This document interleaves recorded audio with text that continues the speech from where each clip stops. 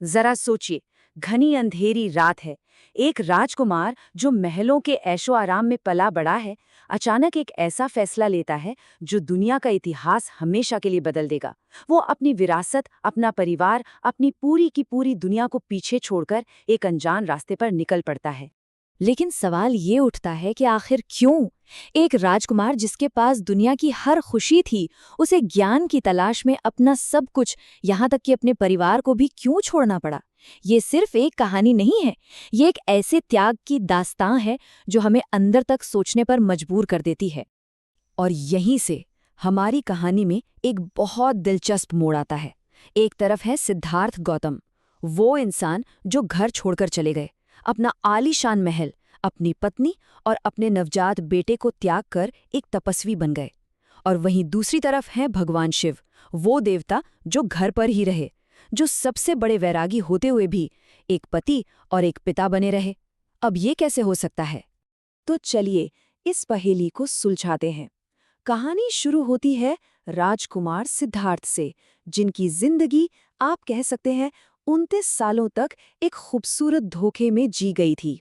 एक ऐसी जिंदगी जिसे जानबूझकर दुनिया की कड़वी सच्चाइयों से बचाकर रखा गया था। ये सचमुच एक सोने का पिंजरा था। देखिए, उनके जन्म के वक्त एक भविष्यवाणी हुई थी कि या तो ये लड़का एक महान राजा बनेगा या फिर एक महान आध्यात्मिक गुरु। और उनके पिता, जो खुद एक राजा थे, उन्होंने ठान लिया कि वो अपने बेटे को आध्यात्मिक रास्ते पर जाने ही नहीं देंगे। इसलिए उन्होंने सिद्धार्थ को हर तरह के दुख दर्द से दूर रखा। उनकी दुनिया सिर्फ आलीशान महल, खुशियां और ऐशो आराम तक ही सीमित थी। उनकी शादी हुई, उनका एक बेटा हुआ, पर उन्हें ये तक नहीं पता था कि जवानी हमेशा नहीं रहती, शरीर बीमार पड़ सकता है और मौत एक दिन सबको ले जाती है। लेकिन सच को आखिर कब तक छुपाया जा सकता है? एक के बाद एक 4 दृश्यों ने उनके इस सोने के पिंजरे को तोड़कर रख दिया। पहली बार उन्होंने एक बूढ़े कमजोर इंसान को देखा और उन्हें एहसास हुआ कि उनकी जवानी भी एक दिन ढल जाएगी। फिर उन्होंने एक बीमार व्यक्ति को देखा और उन्हें समझ आया कि ये सेहत कितनी नाजुक है। इसके बाद जब उन्होंने एक शव को देखा तो उनके मन में जीवन के खत्म हो जाने का डर बैठ गया। और फिर आखिर में उन्होंने एक शांत, स्थिर तपस्वी को देखा और उन्हें पहली बार दुख से बाहर निकलने का एक रास्ता नजर आया। और इस सच्चाई ने उन्हें अंदर तक हिलाकर रख दिया। उन्होंने अपने पिता से जो कहा वो एक बेटे की दिल दहला देने वाली गुहार थी। उन्होंने कहा, पिताजी, अगर आप मुझे ये भरोसा दे सकें कि बुढ़ापा मेरी जवानी नहीं छीनेगा, बीमारी मेरे शरीर को नुकसान नहीं पहुंचाएगी और मौत मेरी जिंदगी नहीं लेगी, तो मैं यहीं रुकने को तैयार हूं। वो जानते थे कि ये नामुमकिन है। वो समझ चुके थे कि हर रिश्ता, हर खुशी, हर चीज बस कुछ वक्त के लिए है। तो यहाँ पर सबसे जरूरी बात यह है, सिद्धार्थ का महल से जाना किसी शांत और ज्ञानी गुरु का फैसला नहीं था। नहीं, ये एक ऐसे इंसान का हताशा भरा कदम था जो जिंदगी की सच्चाई का सामना नहीं कर पा रहा था। उस रात वो वैरागी नहीं थे, वो बुरी तरह से विचलित थे, डिस्टर्ब थे। अब चलिए कहानी के दूसरे पहलू पर आते हैं। मिलते हैं भगवान शिव से। वो हमें त्याग और वैराग्य का एक बिल्कुल अलग और शायद ज्यादा गहरा रूप दिखाते हैं। एक ऐसा रूप जो हमारी बनी बनाई सोच को चुनौती देगा। शिव की कहानी को समझने के लिए हमें एक शब्द को समझना होगा, वैराग्य।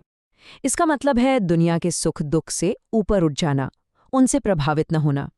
लेकिन अक्सर लोग इसका मतलब गलत समझ लेते हैं।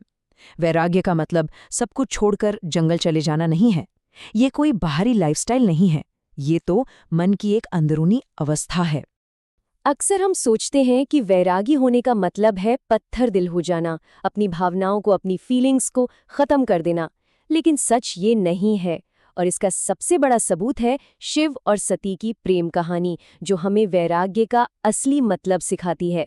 ये बात इस पूरी चीज को कितनी खूबसूरती से समझाती है। जब सती की मृत्यु हुई तो शिव का दुख इतना गहरा था, इतना तीव्र था कि उसने पूरे ब्रह्मांड को हिलाकर रख दिया। लेकिन वो उस दुख में फंसे नहीं, उन्होंने उसे अपने ऊपर हावी नहीं होने दिया। ये भावनाओं का न होना नहीं था, ये भावनाओं पर पूरी तरह से महारत हासिल करना था। ये अमानवीय नहीं बल्कि अतिमानवीय, सुपर ह्यूमन था। तो अब हमारे सामने दो बिल्कुल अलग तस्वीरें हैं। एक वो जो घर छोड़कर चले गए और दूसरे वो जो घर पर ही रहे। दोनों ही वैराग्य के प्रतीक माने जाते हैं, लेकिन उनके रास्ते इतने अलग क्यों थे? आखिर उनकी यात्राएं एक दूसरे से इतनी जुदा क्यों थीं? इसका जवाब छिपा है उनके स्टार्टिंग पॉइंट में। देखिए, सिद्धार्थ एक इंसान थे। वो खुद को एक राजकुमार, एक पति, एक पिता के रूप में देखते थे। तो उनकी चुनौती थी इन सभी भूमिकाओं के भ्रम से परे अपनी असली पहचान को खोजना। वो अपनी भूमिका में खो गए थे। जबकि शिव, जो पहले से ही परम सत्य को जानते थे, उनकी चुनौती ये थी कि दुनिया के साथ जुड़ते हुए भी, एक गृहस्थ होते हुए भी, अपनी उस दिव्य प्रकृति को न भूलें। इसे ऐसे समझिए, जैसे कोई पिता अपने बच्चे के साथ खेलते हुए घोड़ा बन जाता है, लेकिन वो एक पल के लिए भी ये नहीं भूलता कि वो असल में एक इंसान है, घोड़ा नहीं। बिल्कुल वैसे ही शिव ने एक गृहस्थ की भूमिका तो निभाई, पर वो कभी नहीं भूले कि वो असल में कौन है। उन्होंने रोल प्ले किया, पर उस रोल में खुद को खोया नहीं। और बस यही वजह है कि उनके रास्ते इतने अलग थे। सिद्धार्थ को सच्चाई को खोजने के लिए अपनी दुनिया से, अपने महल से, शारीरिक रूप से भागना पड़ा, जबकि शिव की चुनौती थी कि वो अपनी दुनिया में रहते हुए, उसके साथ जुड़ते हुए, अपनी सच्चाई को न खोएं। तो फिर इन दोनों जबरदस्त कहानियों से हम क्या सीख सकते हैं? ये हमें वैराग्य के असली मतलब तक ले जाती हैं, एक ऐसा मतलब जो हम सब अपनी जिंदगी में अपना सकते हैं। यहाँ एक बहुत ही दिलचस्प बात सामने आती है। वैराग्य दो तरह का होता है। पहला है बाल वैराग्य, यानी बच्चों जैसा, इम्मेच्योर वैराग्य। इसमें इंसान उस चीज को छोड़ देता है जिसकी उसे चाहत है। मान लीजिए किसी को मीठा बहुत पसंद है, तो वो मीठा खाना ही छोड़ देता है। लेकिन दूसरा है प्रौढ़ वैराग्य, यानी मैच्योर वैराग्य। इसमें इंसान मीठा नहीं छोड़ता, बल्कि मीठे के लिए जो अंदर से तीव्र इच्छा है, जो क्रेविंग है, उसी को छोड़ देता है। और यही इस पूरी चर्चा का सार है।